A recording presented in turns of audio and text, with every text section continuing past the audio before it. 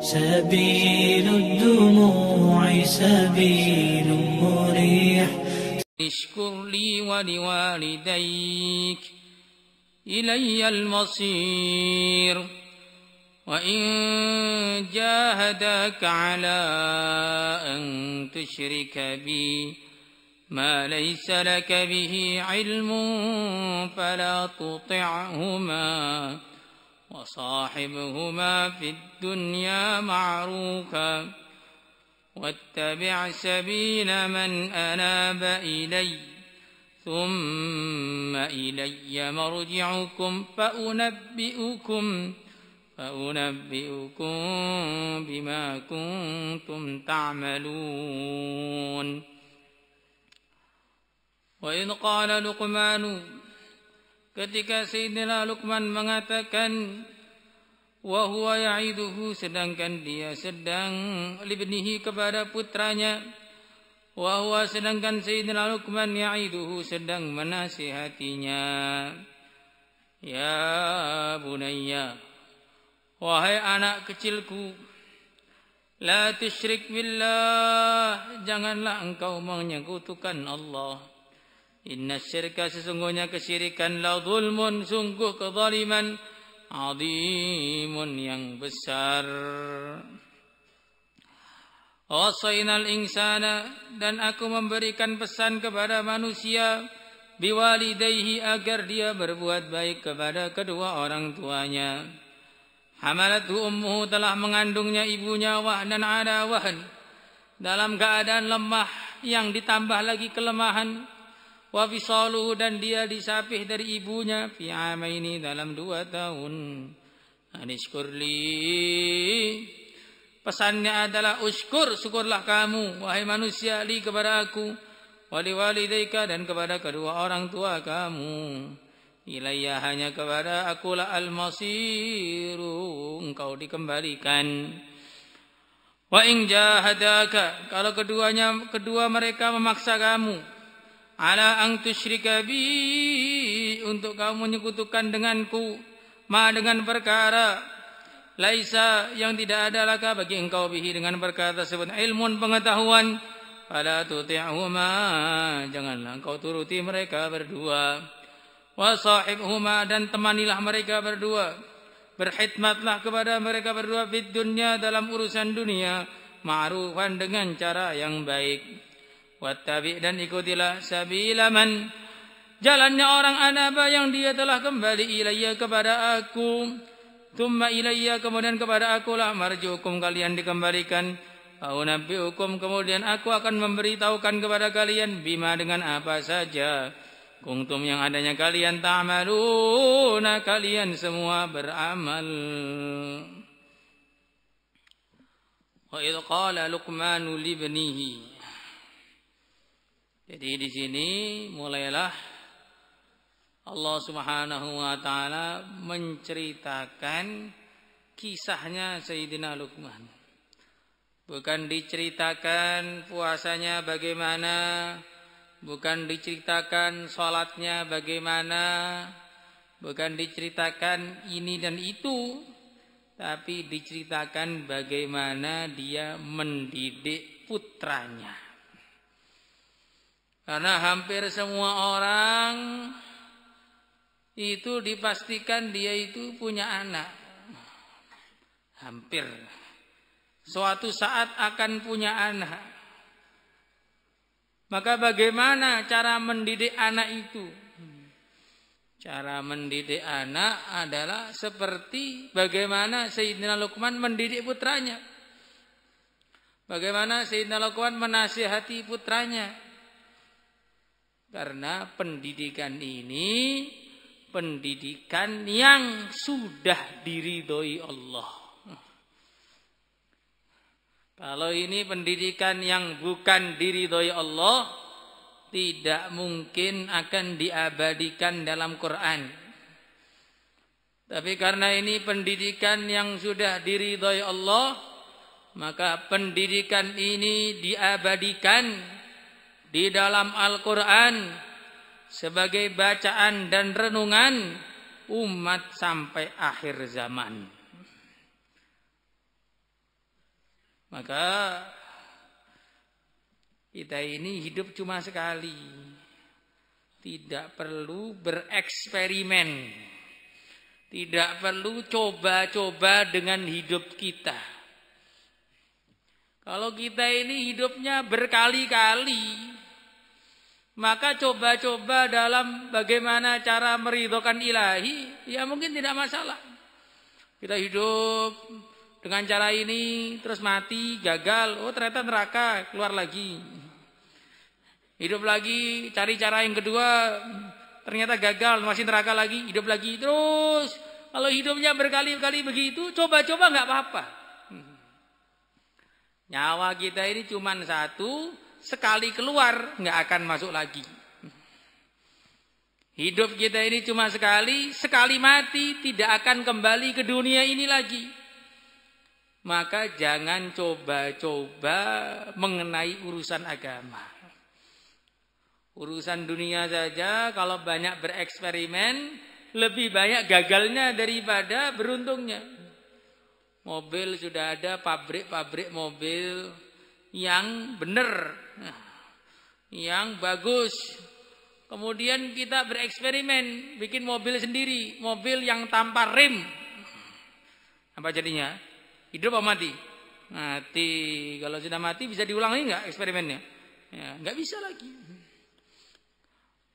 Sudah ada rumah sakit yang ternama dengan obat-obat yang ternama.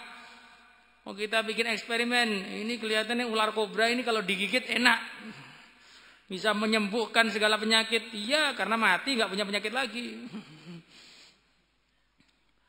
Maka urusan dunia saja tidak ikut ahlinya, tidak ikut orang yang sudah berhasil. Itu banyak membahayakan. Apalagi urusan akhirat. Urusan agama ini urusan akhirat. Nggak usah coba-coba. Ikuti saja orang yang sudah diridhoi Allah. Siapa itu?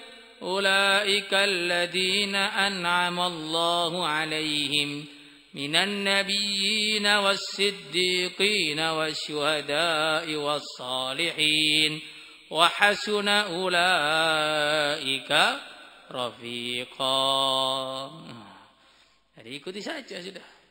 Nah, dalam urusan pendidikan anak ini, dalam urusan mendidik putra, sudah Allah kasih jalan. Ini pendidikan anak yang aku ridhoi, pendidikannya Sayyidina Luqman. Maka nggak usah cari cara pendidikan lain. Saya mau ikut cara pendidikan barat. Saya mau ikut cara pendidikan timur. Nah, timur barat sobek nanti badanmu. Nah, tidak, ikuti saja pendidikan yang sudah diridhoi Allah. Insyaallah semaniat. Apa pendidikannya? Ya bunayya la tusyrik billah. Pendidikan yang pertama adalah urusan keimanan. Ini pendidikan yang paling harus dikerjakan. Awwalu wajibin 'alal insani ma'rifatul ilahi bistiqani. Perkara yang paling wajib pertama kali bagi manusia ketika di dunia ini adalah mengenal siapa yang menciptakan dia. Makanya di dalam hadis diarahkan orang itu ketika punya anak baru lahir disuruh mengumandangkan azan di telinga kanan, mengumandangkan iqamah di telinga kiri. Allahu Akbar, Allahu Akbar. Dikenalkan keagungan Allah sebelum dia kenal keagungan perkara lain. Sebelum dia kenal keagungan jabatan, keagungan teknologi, keagungan kekayaan, keagungan A, keagungan B, keagungan ABC, saos. Ya, sebelum dia kenal keagungan perkara lain yang sebenarnya tidak agung, yang sebenarnya tidak agung, dikenalkan dengan keagungan yang hakiki. Allahu Akbar, Allahu Akbar. Asyhadu an la ilaha illallah, asyhadu anna Muhammadar Rasulullah. Sebelum anak ini mendengar nama siapapun, belum mendengar nama ayahnya, nama ibunya, diperdengarkan dulu nama Tuhannya. Ya, diperkenalkan siapa? Diperkenalkan nama Tuhannya.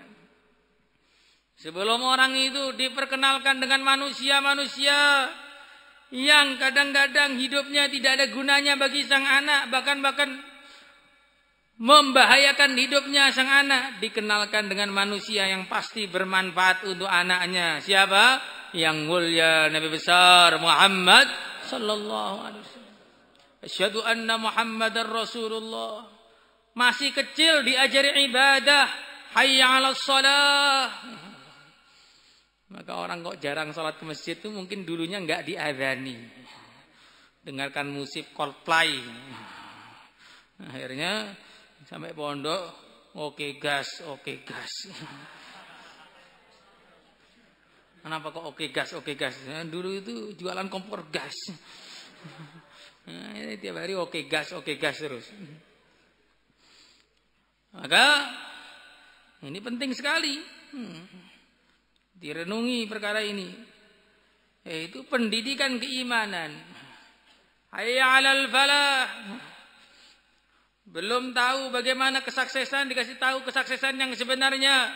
Kesuksesan yang sebenarnya hanya dan hanya dalam ketaatan kepada Allah. Maka ini pendidikan keimanan ini pendidikan yang tertinggi. Karena selagi iman itu lurus, walaupun amal tidak lurus, masih bisa dimaafkan. Tapi kalau amalnya kelihatannya lurus, kok imannya tidak lurus, tidak bisa dimaafkan. Kesalahan dalam iman, kesalahan yang tak termaafkan. Innallaha la yaghfiru ayyushraka bihi wa yaghfiru ma duna dzalika liman yasha. Ini pendidikan keimanan. Dalam hadis disebutkan, manahala walidun waladan afdala min ta'dibin hasan. Orang tua tidak memberikan pemberian yang lebih utama kepada anaknya melebihi pendidikan yang baik. Ya, orang tua yang sukses itu bukan orang tua yang bisa memberikan mobil kepada anaknya, bukan. Ini kalau kamu iman loh, kalau kamu pandangannya pandangan Rafathar ya beda lagi. Orang tua yang sukses itu orang tua bukan orang tua yang bisa membuat rumah untuk anaknya, bukan. Orang tua yang sukses itu bukan orang tua yang bisa bikin anaknya jadi presiden, bukan.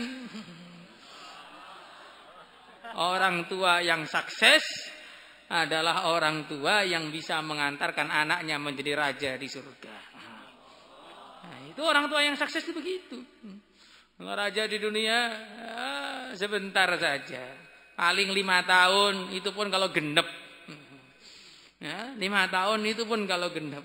5 tahunnya pun penuh dengan macam-macam permasalahan. Kalau jadi raja di surga, ya, rakyatnya nggak ada yang ngantuan, nggak ada. Yang ngengkelan nggak ada, yang bilang oke gas juga nggak ada. La ilaha illallah. Maka pendidikan ini penting. Orang tua yang sukses itu bagaimana itu penting.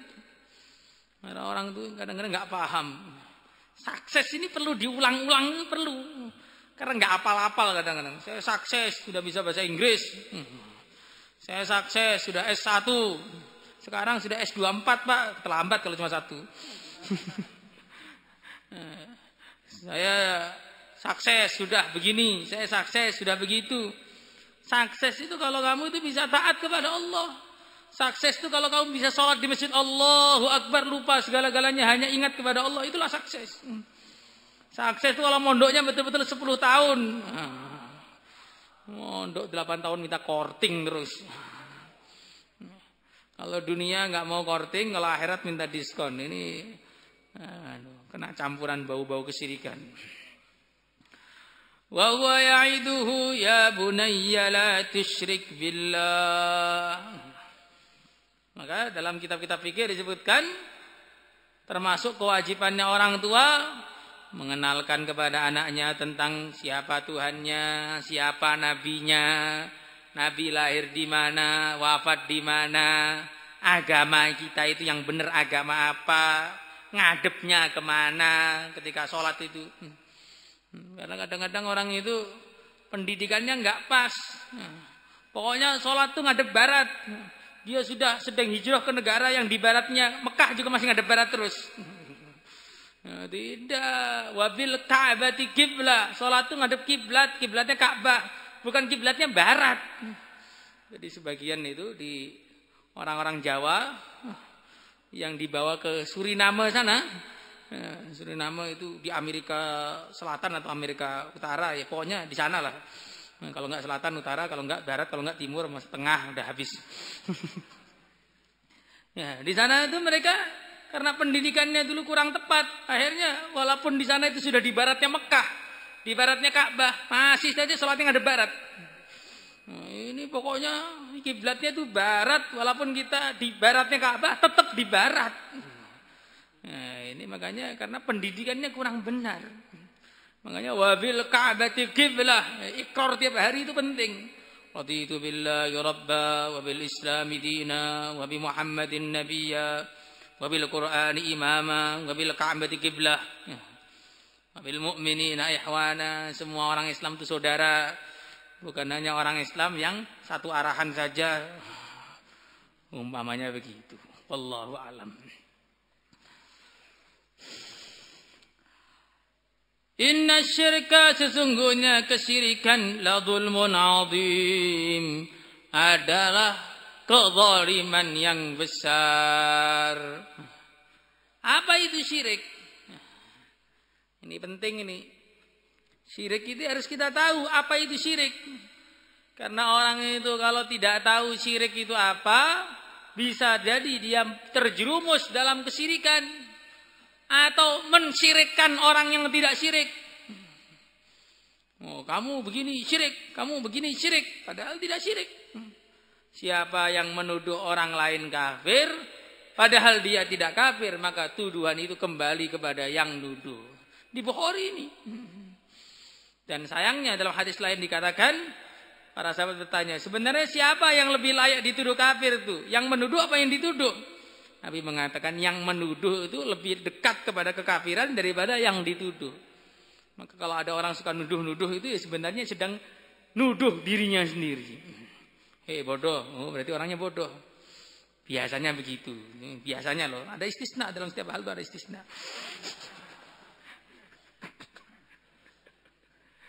Astagfirullah, istighfar nih banyak yang suudon.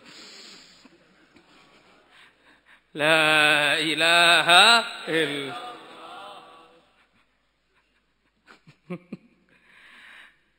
Apa itu syirik? Syirik itu makhluk diberi sifat dengan sifat Tuhan. Atau Tuhan diberi sifat dengan sifatnya makhluk. Maka siapa yang mengatakan bahwa ilmunya sama dengan ilmunya Allah umpamanya, atau ilmunya makhluk manapun sama dengan ilmu Allah, ya, maka ini sudah kufur, ini sudah syirik. Karena menyamakan makhluk dengan Tuhan. Saya ini diawasi oleh atasan saya sebagaimana Tuhan ngatasi saya, sebagaimana Tuhan mengawasi saya, sama. CCTV ini tahu hati saya sebagaimana Allah tahu hati saya, umpamanya begitu. Saking bodohnya. Ya, maka ini kekufuran. Menyamakan makhluk dengan Tuhan.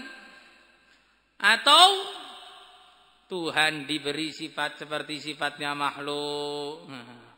Tuhan digambar botak habis kasus. Tuhannya warna biru ketumpahan catnya. Tuhannya buncit kurang penguatan. Tuhannya dipaku kayak pintu.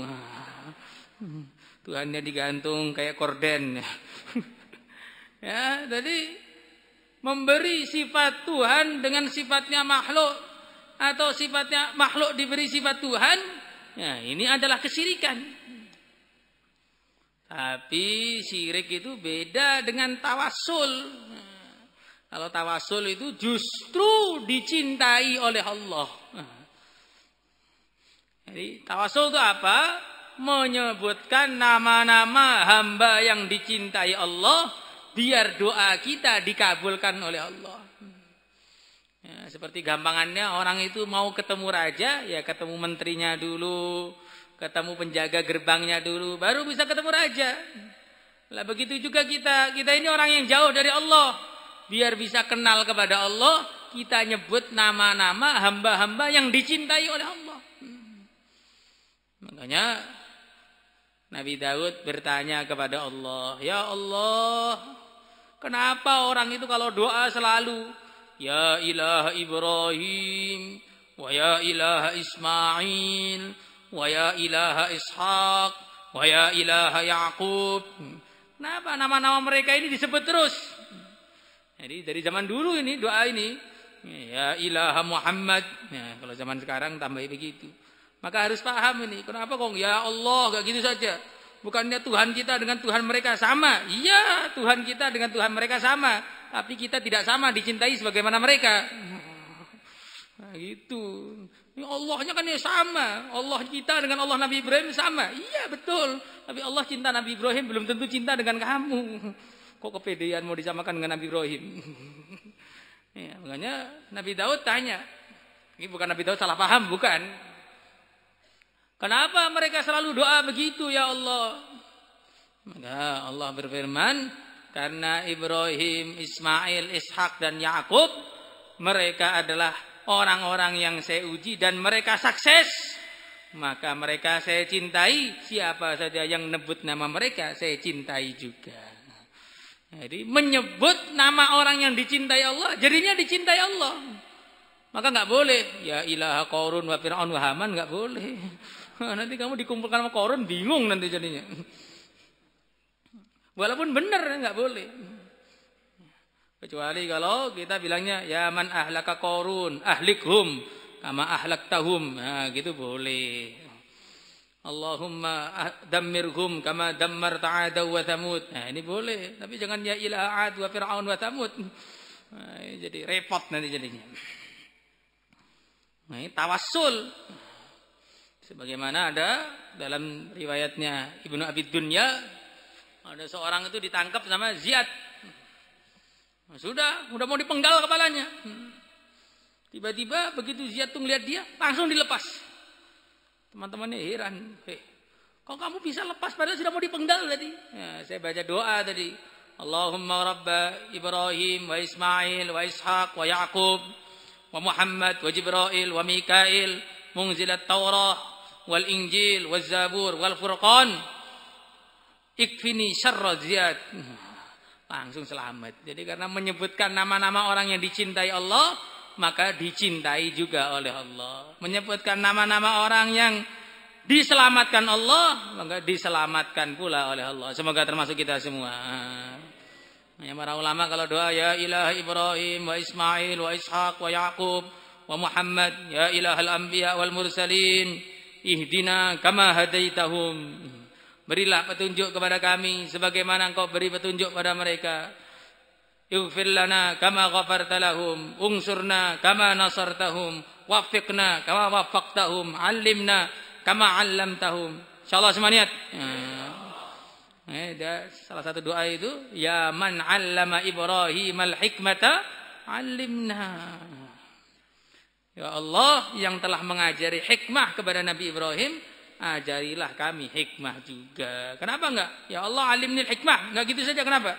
Ya, kamu belum tentu dicintai Allah. Nabi Ibrahim sudah tentu dicintai Allah. Sebutkan orang yang dicintai Allah, kamu pun akan dicintai oleh Allah. Karena konsepnya mencintai orang yang dicintai akan dapat cinta. Mencintai orang yang dimusuhi akan mendapat benci. Nah, makanya bahaya kalau cinta kepada orang kafir itu bahaya. Ya, orang kafir itu dibenci Allah, kok kamu cintai? Ya, nanti kamu dibenci juga oleh Allah jadinya. Maka bahaya cinta drakor, opa-opa, uwa-uwa, uwa-uwa makan biawak. Ya, jadi hati-hati kita ini. Hati itu cuma satu, ya, gunakan untuk cinta kepada yang maha satu saja. Gak usah digunakan untuk cinta yang aneh-aneh. Ini bukan coba-coba, ini hati kita cuma satu, gak punya banyak. Inna syirka la zulmun azim. Walaupun kesyirikan itu dosa yang tidak diampuni, Tetapi kita harus hati-hati dengan dosa-dosa yang lain juga harus hati-hati. Maka Nabi mengatakan, iyyakum wa muhaqqiratiz dzunub. Hati-hatilah kalian dengan dosa-dosa yang kelihatannya diremehkan. Cuma gitu aja. Cuma gitu saja. Orang itu kalau membuat dosa-dosa kecil seperti orang yang membawa kayu. Ada lembah, per orang membawa satu ranting saja. Tapi yang bawa 1000 orang, kumpul apa enggak rantingnya tadi? Kumpul 1000 ranting. Dikasih minyak, cukup untuk mematangkan, untuk menghanguskan semua perkara yang dilemparkan. Begitu juga dosa, kelihatannya hari ini 1, 2, 3, begitu saja. Kayak enggak apa-apa gitu. Tapi nanti kalau sudah waktunya, innallaha yumlidz zalim fa idza akhadahu lam yuflithu. Allah itu memberi tempo kepada orang yang zalim, tetapi ketika sudah waktunya dihukum enggak akan bisa lari. Maka jangan diremehkan. Para ulama menggambarkan dosa itu seperti orang, nih taruh timbangan di sini nih, timbangan. Ini kosong, di sini kosong juga. Kita kasih telur 1, enggak gerak. 2, enggak gerak. 3, enggak gerak. 4, enggak gerak. 400 terjungkal. Ya begitu juga orang itu. Dosa 1 biasa aja, 2 biasa aja, 3 biasa aja, 4 biasa aja, 400 masuk neraka. Nah, tapi selagi kita itu masih hidup, masih ada kesempatan untuk taubat. Maka selalulah bertaubat. Selalulah bertaubat. Selalulah bertaubat. Orang itu jangan kalah sama orang yang nyuci mobil. Orang nyuci mobil itu tahu kalau mobilnya itu mesti kotor lagi, tapi tetap dia cuci. Nah, kita itu walaupun tahu bahwa kita itu lemah, kadang salah lagi. Jangan karena sudah lemah, selalu terjerumus dalam dosa, lemah pula nggak mau istighfar, sempurna celakanya. Maka kalau kita ini lemah karena banyak dosanya, harus kuat banyak istighfarnya. Insyaallah semangat. Jangan lemah semua, ya. Masuk lemah nanti kamu. Inna syirka la zulmun azim. Sesungguhnya kesyirikan itu adalah dosa besar, kezaliman yang besar. Kadang-kadang kita ini bukan orang yang syirik, ya, alhamdulillah semuanya orang iman. Tapi pikiran-pikirannya orang syirik itu kadang-kadang masih masuk. Takut nanti begini, takut begitu. Sudah dekat dengan yang maha kaya, kok merasa takut miskin itu bagaimana? Sudah kenal dengan raja di raja Allah Subhanahu wa taala, kok malah mendekat pada raja-raja dunia itu bagaimana? Makanya dikatakan man wajadallaha falam yughnihi fahuwa syaqi. Siapa yang sudah kenal kepada Allah tapi belum merasa cukup, kenalnya kepada Allah itu dia belum merasa cukup, fahuwa syaqi. Betul-betul celaka. Orang itu kenal Allah gimana? Dikasih ngaji, itu kenal Allah, bukan mainan pena gitu. Pena itu bukan buat mainan, buat nulis. Itu dzulmun azim. Ya enggak dzulmun azim sih, adzulmu dzulumat yaumal qiyamah. Ini bukan double stick yang buat muter-muter. Kalau double stick ya putar-putar enggak apa-apa, paling jatuh kena kepala kamu. Jadi man wajadallah falam yughnihi fa huwa syaqi. Dikasih ngaji belum merasa cukup, minta gelar. Dikasih sholat belum merasa cukup, minta harta. Dikasih surga belum merasa cukup, minta raja dunia. Ini termasuk begitu. Maka kita minta kepada Allah biar dibersihkan dari semua hidup kita ini, dari semua yang tidak diridhoi oleh Allah. Insyaallah semuanya. Maulaya salli wa sallim daiman abada.